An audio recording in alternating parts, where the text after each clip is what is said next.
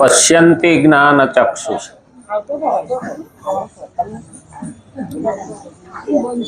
જ્ઞાનની આંખો વડે ભગવાનને ઓળખવા. પશ્યંતિ જ્ઞાન ચક્ષુષ. ભગવાન જ્યારે 11મા અધ્યાયની અંદર વિરાટ રૂપ દર્શન આપે ત્યારે અર્જુનને પણ ભગવાનનું રૂપ દેખાતું નહોતું. ભગવાને શું કહ્યું? દિવ્યમ દદામી ચક્ષુ. એટલે ભગવાને દિવ્ય ચક્ષુ આપ્યા. દિવ્ય ચક્ષુ ક્યાં? જ્ઞાન ચક્ષુ. પશ્યંતિ જ્ઞાન ચક્ષુષા. પશ્યંતિ એટલે ઓળખવું, જાણવું, અને જ્ઞાન, જ્ઞાન મારફત ભગવાનને ઓળખવા. નહીં તો ભગવાનને આપણે એનું રૂપ કેવું છે, આ છે, તે છે, આપણને ખબર ના પડે. એટલે તો આપણે ભગવાનની પ્રાર્થના કરીએ છીએ, ભગવાનના રૂપનું વર્ણન કરીએ. શાંતાકારમ ભુજગશયનમ પદ્મનાભમ સુરેશમ વિશ્વાધારમ ગગનસદૃશમ મેઘવર્ણમ શુભંગમ લક્ષ્મીકાંતમ કમલનયન. આપણે એક ધારું બોલે જઈએ છીએ, એ ભગવાનના આખા રૂપનું વર્ણન છે. એ પ્રમાણે એનું ચિત્ર બને. નહીતર કોઈ ત્યાં સમુદ્રમાં નાગની ઉપર ભગવાન સૂતા છે, ભુજગ શયનમ, ભુજગ નાગ, તો એ કઈ ચિત્ર ફોટો પાડવા નહોતું ગયું, પણ જે વર્ણન છે એની ઉપરથી થાય.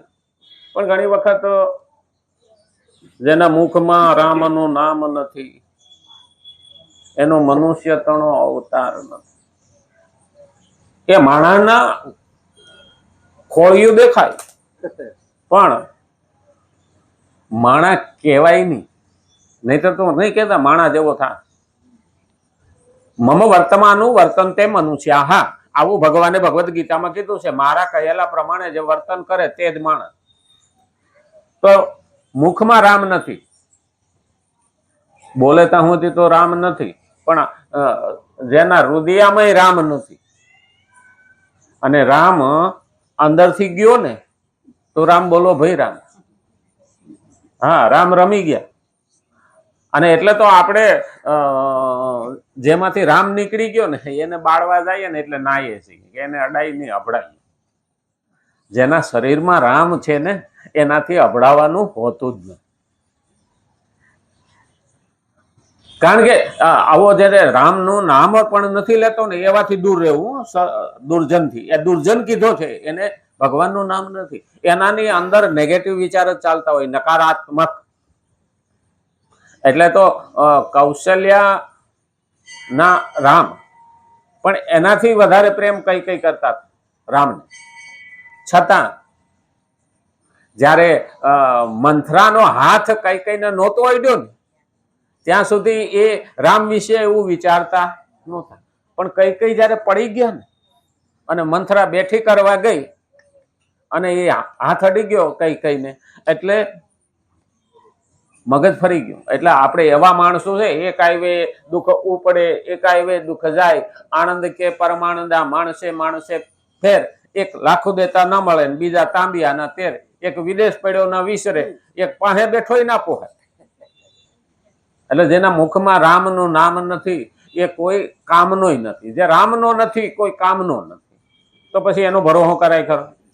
અને એટલે જ કીધું છે પ્રભુ માટે મારે કર્મ કરવું પડે. હવે કર્મ તો ઘણી પ્રકારના થાય. આપણે ગઈકાલે પણ વાત કરી હતી. શ્રીમદ ભગવદ્ ગીતા 3જો અધ્યાય અને 18મો શ્લોક આપણે જોઈએ છીએ. ભગવાન કહે છે કે જે કર્મયોગી છે, મહાપુરુષો, એ તો કર્મ કરે તોય ભલે અને ન કરે તોય ભલે, એનું કોઈ પ્રયોજન હોતું નથી. લોક કલ્યાણને માટે એ કર્મ કરે. બીજાનું હિત કેમ થાય? જે આત્માઓનું કલ્યાણ વિચારે છે, બીજાના આત્માઓનું કલ્યાણ વિચારે છે, ભગવાન એનું કલ્યાણ વિચારે. એટલે તો કીધું કે બીજાનું હિત જોવા વાળો એ જ કર્મયોગી છે. કર્મયોગી એટલે જોકે એમાં ઘણું બધું આવી ગયું. કોઈ કૂવો ગળાવતા, કોઈ વાય ગળાવતા, કોઈ તળાવ બંધાવતા, કોઈ ધર્મશાળા બંધાવતા, કોઈ પરબ બંધાવતા. એ પોતા માટે નથી, બીજાના હિત માટે છે. એ આગળ શ્લોકમાં ભગવાન કહી ગયા હતા કે એ યજ્ઞ છે, પણ એ હકીકતમાં કર્મયોગ જ છે. એનો કોઈ સ્વાર્થ નથી. હા, કૂવો ગળાવ્યા પછી આખા ગામ પાણી પીએ અને 5 વર્ષ પછી કે મેં તમારા ગામને કૂવો કરાવી દીધું, મને મત આપજો, તો એમાંનો સ્વાર્થ છે. એવા માણસને કર્મયોગી ના કહેવાય. એ તો એને વેપાર કર્યો, અટાણ વાવ્યું છે પછી હું લણવા આવી નહીં. ભગવાન કે 7મે પડદે પણ તારી અંદર સ્વાર્થની ભાવના હોવી જોઈએ નહીં. અને એટલે જ કીધું છે કે અહીં કર્મ 2 પ્રકારે કરવામાં આવે, કામના પૂર્તિ માટે અને કામના નિવૃત્તિને માટે. હવે કામના પૂર્તિ એટલે મારે કંઈક જોઈએ છે, કામના એટલે ઈચ્છા, મારે કંઈક જોઈએ છે એટલે કર્મ કરે, એ સ્વાર્થનું કર્મ થઈ. અને કામના નિવૃત્તિ, એવું કર્મ કરવું કે મારી ઈચ્છા જ પૂરી થઈ જાય, નિવૃત્ત થતી જાય, હું એને ભૂલી જાઉં. કામના નિવૃત્તિ માટે. કામના નિવૃત્તિને માટે સાધારણ મનુષ્ય તો કામના પૂર્તિને માટે કર્મ કરે. સાધારણ આપણા જેવા હોય ને એને પહેલા જ એ વિચારી લેવાનું કે આપણે તો ઓલા કેવું છોકરાને ચોકલેટ દેખાડીએ ને એટલે દોડતું આવે.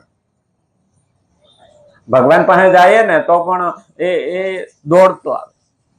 આપણે ભગવાન કે કામના પૂર્તિ માટે, અને એ કામના પૂર્તિ માટે ભગવાન પાસે આપણે જઈએ. પણ શું કાયમને માટે કામના પૂર્તિ માટે જ જવું જોઈએ? આ પણ મહત્વનું.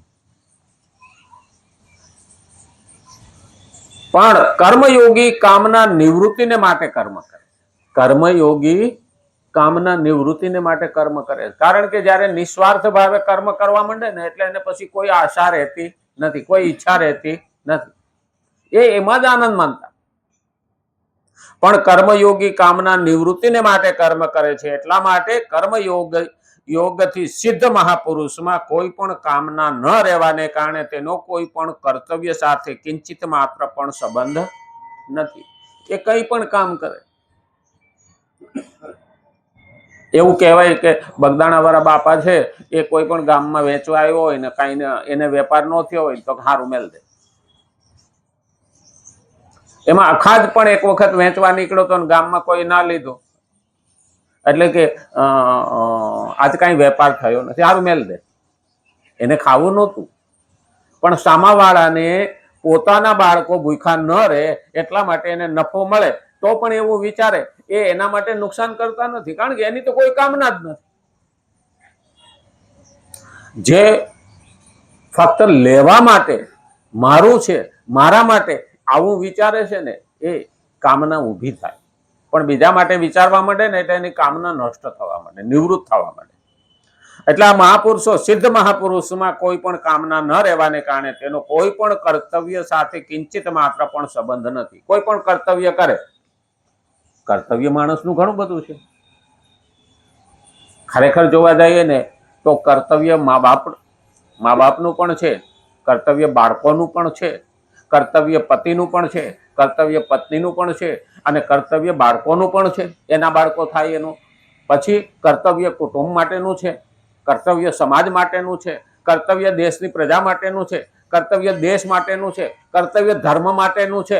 આ કર્તવ્યમાંથી જ્યારે ચૂકે છે એટલે તો ગઈકાલે આપણે એ જ આવ્યું હતું કે અર્જુનને ભગવાને કર્તવ્ય અને કર્મ, તારો કર્તવ્યનો ધર્મ કુળ ધર્મ અને ક્ષત્રિય ધર્મ.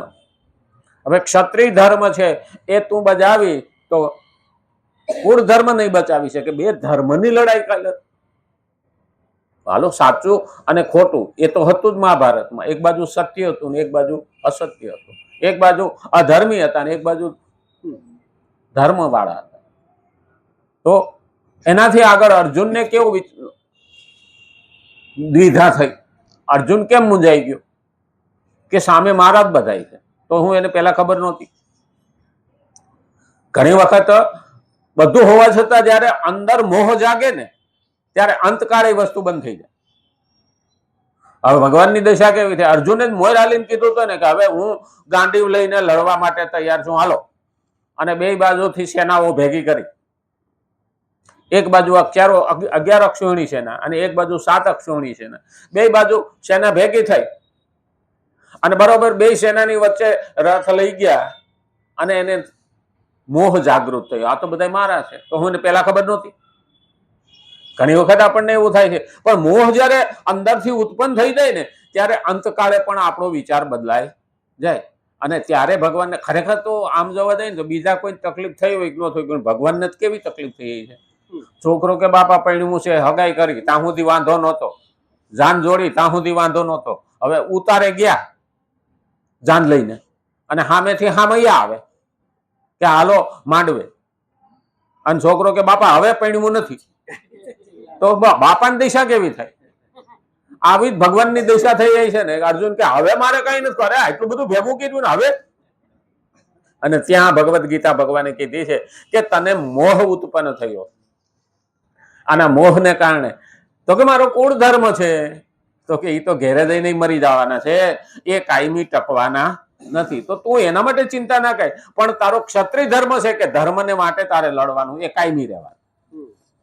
તો કાયમી રહેવાનું છે એના માટે લડ, કાયમી રહેવાના નથી એના માટે તું શા માટે ચિંતા કરે છે? આ મોહ ઉત્પન્ન છે. આપણે પણ એ જ મોહ છે. હા, એક વખત આ મોહ કેવો છે, એક વખત અમે ગામડામાં બેઠા હતા, વડલાની છે, તો ગામડામાં તો કેવું હોય, આપણે ખેતરથી નીકળે ને તો ઓલા મૂળા ઉપાડીને બગલમાં નાખીને ઓલો જાતો હતો, તે 4-5 મૂળા બાજુ મૂકી દીધું, લો બાપુ લેતા જાય. હવે એક કૂતરો હતો, તો અમે તો બધા વાતોમાં હતો, સાનો મનો આવ્યો, મૂળો લઈ ગયો અને આગળ ટેકરાની પાછળ એ મૂકી આવ્યો. ઘડી થયું ને તો પાછો આવ્યો, લપાતો લપાતો બીજો મૂળો લઈ ગયો. મેં કીધું હારો આનંદ મૂળા ન લેવા દેવાય. એટલે મારું ધ્યાન હતું, એટલે હું ધીમે ધીમે એની વાહે ગયો, તો ત્યાં કૂતરી બેઠી હતી, એને આગળ જઈને મૂકી દીધો બીજો મૂળો. મને જાજો વિચાર તો ન આવ્યો, આપણે એટલું જ કરીએ છીએ. એ છે મૂળો ભેગો કરે, આપણે બધું કરીએ. ખરેખર જોવા જઈએ ને તો આ મોહ છે. કરવું જોઈએ એની ના નહીં કે આ બોલવા વાળો કરતો જ હોય, પણ જ્યાં સુધી કર્યું ત્યાં સુધી કઈ વાંધો નહીં, એ આપણા કર્તવ્યમાં આવે છે. પણ એ મહત્વ છે કે મોહ છૂટે કેમ? જ્યારે બીજાનું વિચારીએ ને ત્યારે મોહ છૂટે, એ વિના મોહ છૂટતો નથી. અને એટલે કીધું